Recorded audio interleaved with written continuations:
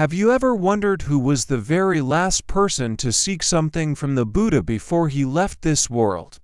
Was it a king seeking wisdom, a great disciple asking for one final teaching, or perhaps a wealthy patron offering one last gift?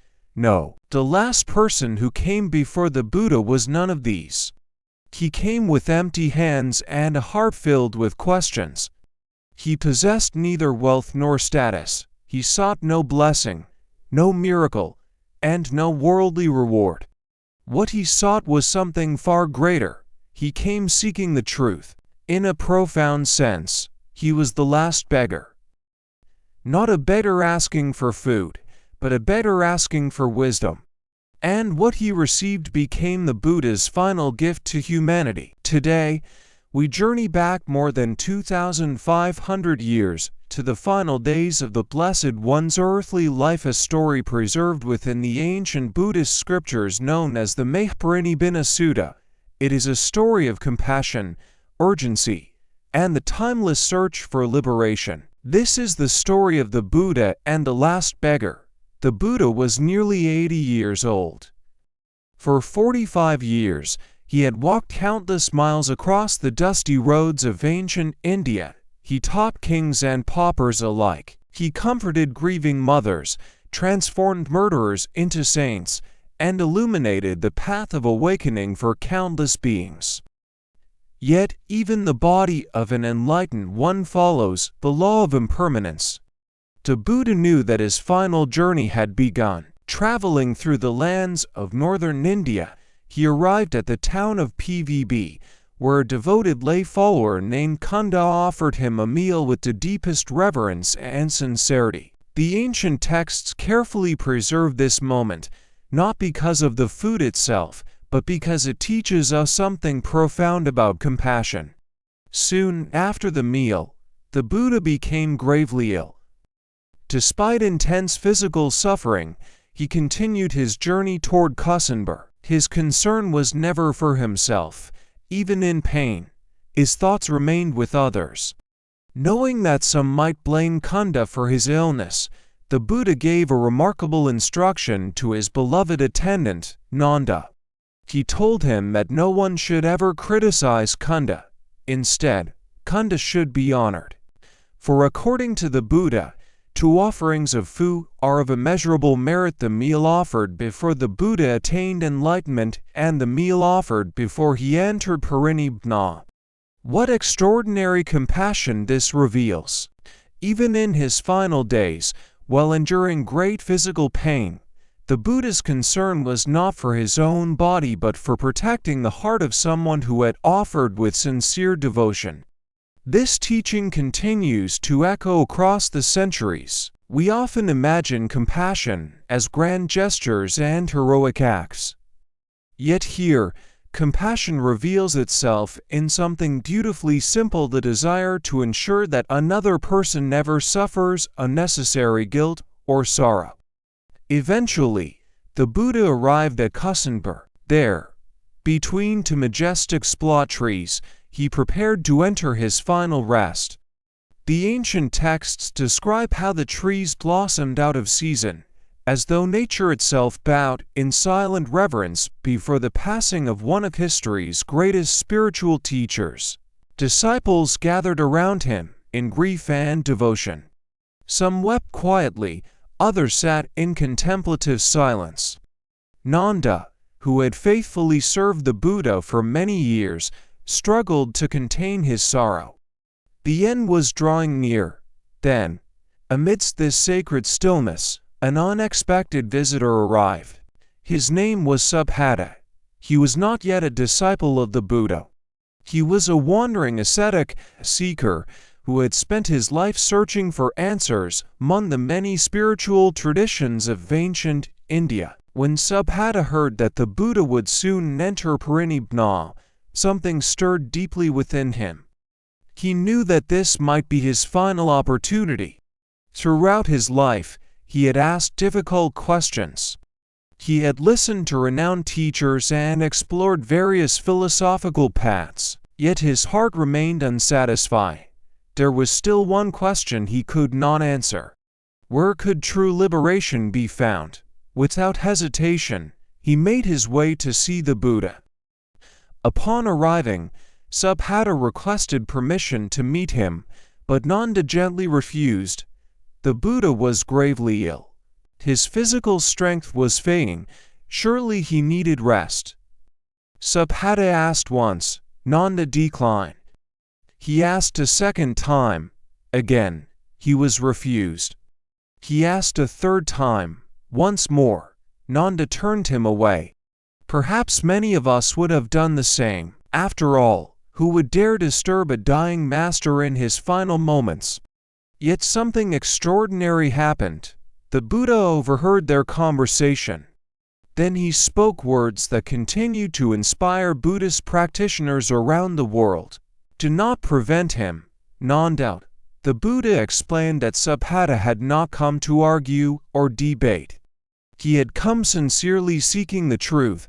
Imagine this moment. After 45 years of tireless teaching, while enduring immense physical suffering and approaching the final moments of his earthly life, the Buddha still opened his heart to one more seeker.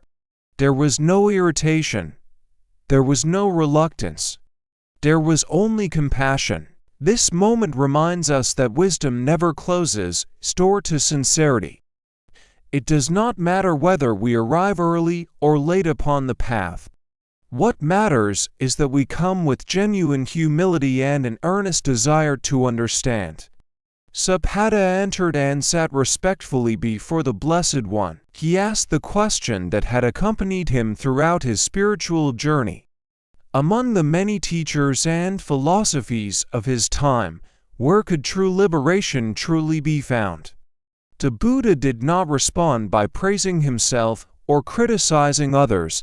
He simply pointed toward the path. Wherever the Noble Eightfold Path exists, their genuine practitioners may be found.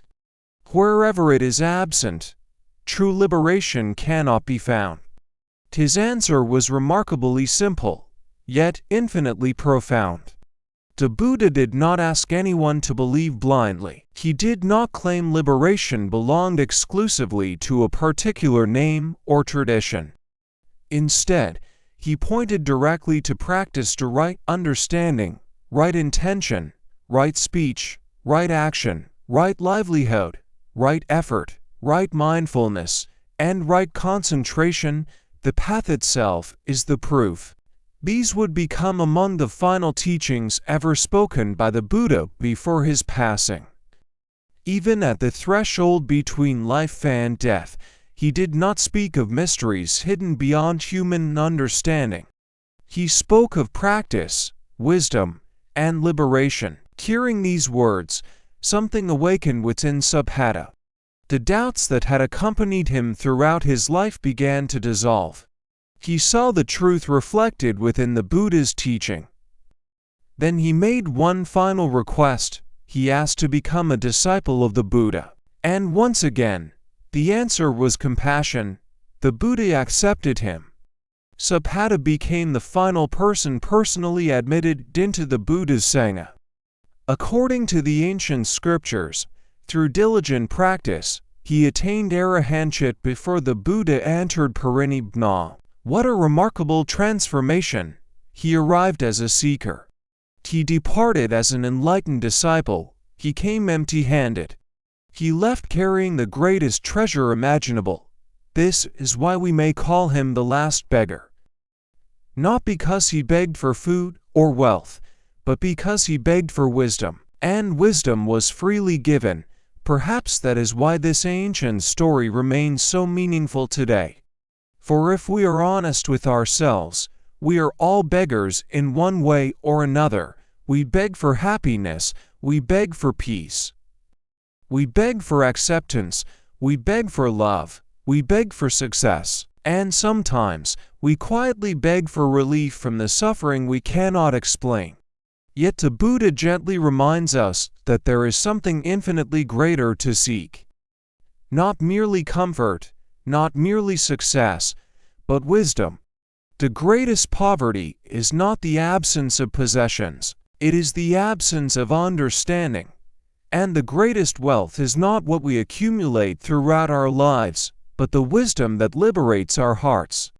Subhadda teaches us that it is never too late to begin our journey. He came at the final hour, yet the door remained open. Perhaps some who are listening today feel that they have come too late, that they have made too many mistakes, wandered too far from their purpose, or waited too long to seek something deeper. This story offers another possibility.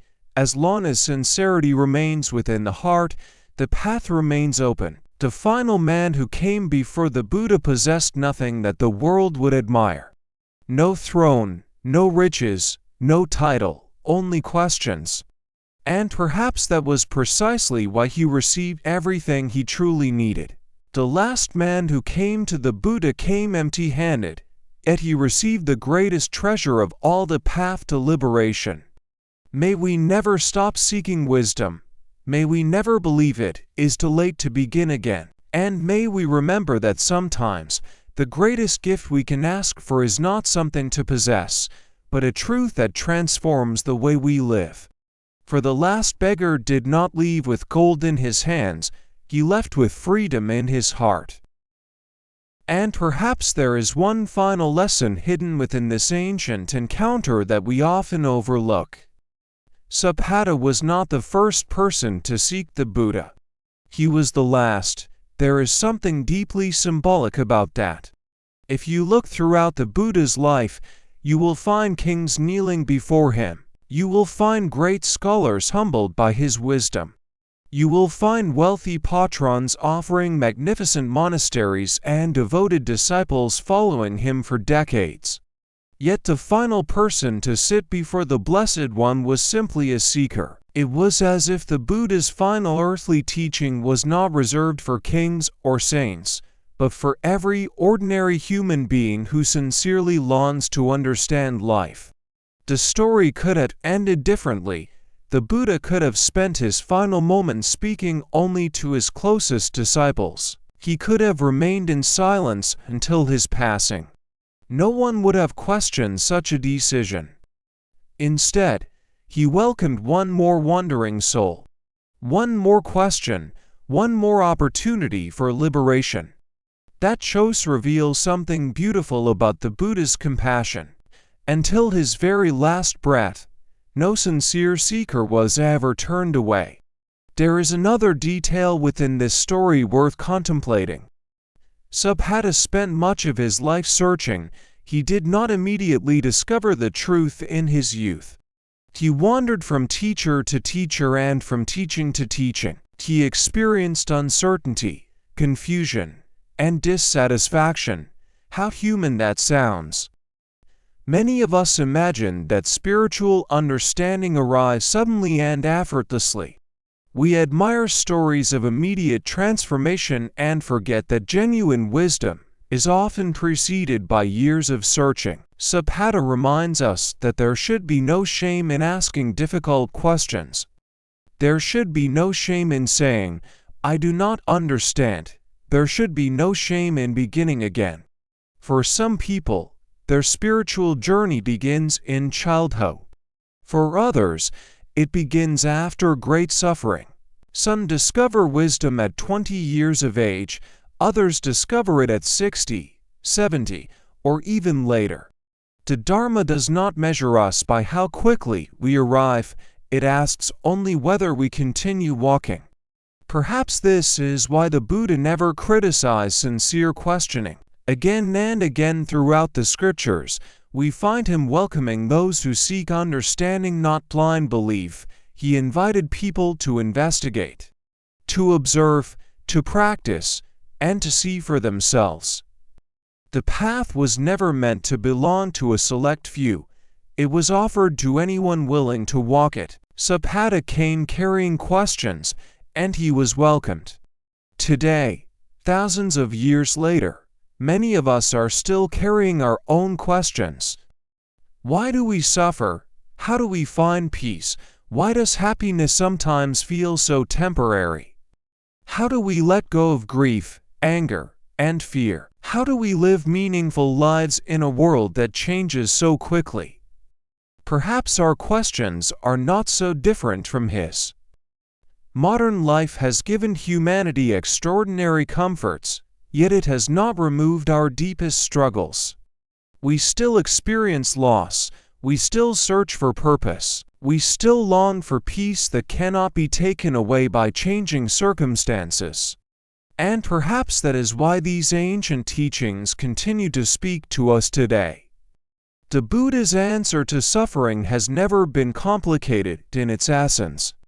Walk the path, practice kindness, cultivate wisdom, train the mind, understand impermanence, and discover for yourself the freedom that arises when we no longer cling to what cannot remain.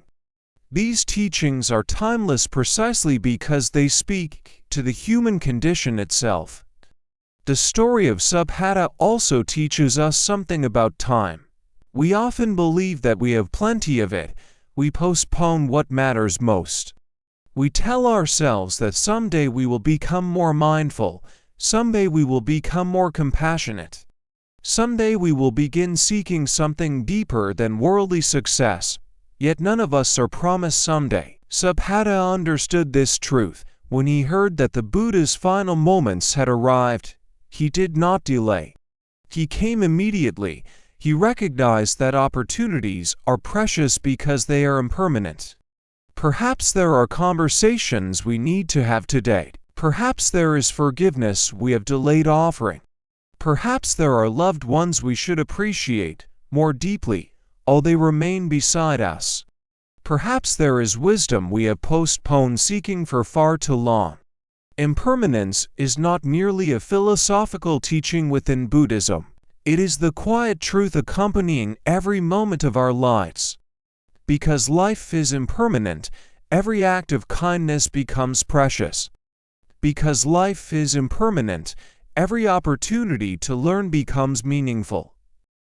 Because life is impermanent, this very moment matters. The Last Beggar understood that a single moment can change the direction of an entire lifetime. His final opportunity became his greatest blessing. Before we leave this ancient story behind, let us return one last time to that sacred grove in Kusinbar. The Blessed One rests peacefully between the twin splaw trees. His disciples sit quietly beside him, and there sits Subhadda, the final seeker to receive the Buddha's personal instruction. No one present could have imagined that countless generations would remember his story, not because he was extraordinary in the eyes of the world, but because he reminds us of something extraordinary within ourselves, the possibility of awakening.